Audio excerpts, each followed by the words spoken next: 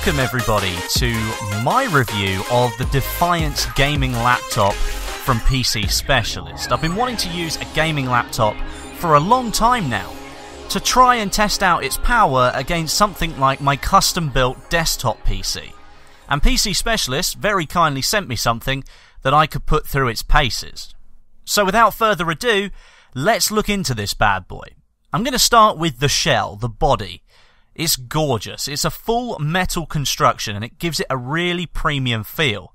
And it sets it apart from the rest of the gaming laptops out there, some of which are made with plastic. And it kind of just gives it a cheap feel if it's made out of cheap materials.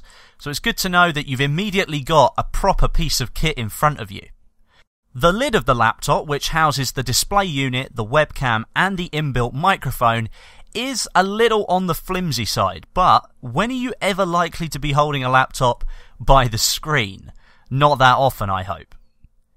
Moving on to the specifications, and we have a full roast dinner of high-end components here. The Defiance comes in many different configurations of RAM, CPU, storage, graphics cards, etc., but I tried to find a nice balance between performance and value, since there's no sense breaking the bank. The beating heart of the system is an Intel i7 4720HQ CPU. It's a bit of a mouthful, that one, but that's a quad-core mobile chip running at 2.6 GHz, which boosts up to turbo speeds of a whopping 3.5 GHz.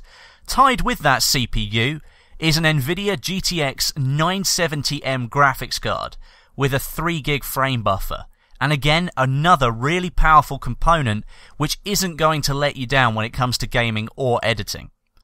There's 8GB of RAM from Kingston, and it's the HyperX Impact model running at 1600 MHz.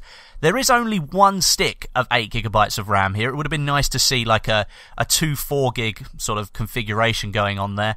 But inside this laptop, it does support up to 32GB of RAM in 4x8GB configurations, which means future upgrades are possible, and you can whack a ton of RAM in there if you really wanted to.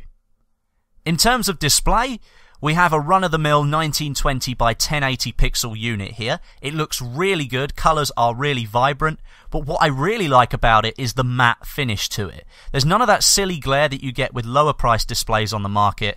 It certainly makes it a more premium product overall, and in certain lighting conditions, it's much easier to use than a glossy screen. For storage, we have a 2-drive configuration, the first drive being a 120GB solid-state drive, which is used for Windows and your main programs, and that's backed up by a 1TB Western Digital Slim Blue mechanical drive running at 5,400 RPM. Now, 120GB doesn't sound like a lot, and it really isn't. Once you've installed a couple of games and a couple of programs, you've pretty much run out of space on that primary drive. So I would say if you've got the money, it's worth upgrading to either a 240GB or a 480GB SSD in this configuration. And rounding up the specification, we have a fully backlit chiclet keyboard, which is really nice to see and is really comfortable to type on actually, and we have a 60 watt-hour battery. The battery isn't really that important because most of the time I'm using it plugged into the mains because, well, you want as much power as you can get. If you're running games, it's going to empty the battery probably within 45 minutes. It's nothing special, but most people will know if you're gaming on a laptop, you need the thing plugged in. Now, while the video shows you some nice glamour shots of the unit, or at least some of the best camera work I could get out of my Canon SLR, let me give you my opinion here, and I'll get onto gaming performance in just a second. Gaming laptops, in my opinion, are companion devices. They are secondary to your main workstation, and to be used when you're on the go or just when you're away from your desk. Nowadays, so many people are streaming or recording content that they consume, and then they broadcast it on sites like YouTube and Twitch. So what gaming laptops used to be were big, heavy, chunky bits of machinery that required a huge amount of strength for you to lug it round on your back all day, especially when you're going from place to place. But with that change in direction for gaming, and the accessibility of it, means that we now have more expectation from these kind of machines.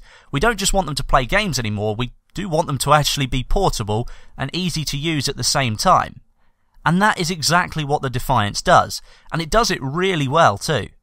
It's got the power inside to easily run the latest games, do some editing of content, and it looks like any other standard laptop. I mean, this thing isn't particularly light, but I wouldn't say that it's much bigger in size than a standard 17-inch laptop, one that isn't built for gaming. It looks great with its full-body metal design, and in fact you'll probably mistake it for just about any other 17-inch laptop. And I really like that. I was never a fan of some of the garish designs that other manufacturers have used in the past, and the Defiance is right up my street. It's sleek, it's sophisticated, it's modest in its design, but it sure packs a punch when it comes to gaming and editing. It's got the power there that you bought it for. So, how does it perform in-game then? Well, one of the limitations that I mentioned earlier is that the hard drive isn't really big enough for you to be able to install more than one game at a time. So unfortunately, the only footage I've got is of Battlefield Hardline, but for your convenience, you can see the FPS counter in the top right-hand corner. And as you can see, it hovers around 60 frames a second. I did cap the frames that this game could play at 60 FPS in the config file. There's no point me showing you that it could go any higher. That's just proving that it's a consistent performer at 60 frames per second. And that is pretty much a sweet spot for gaming right now.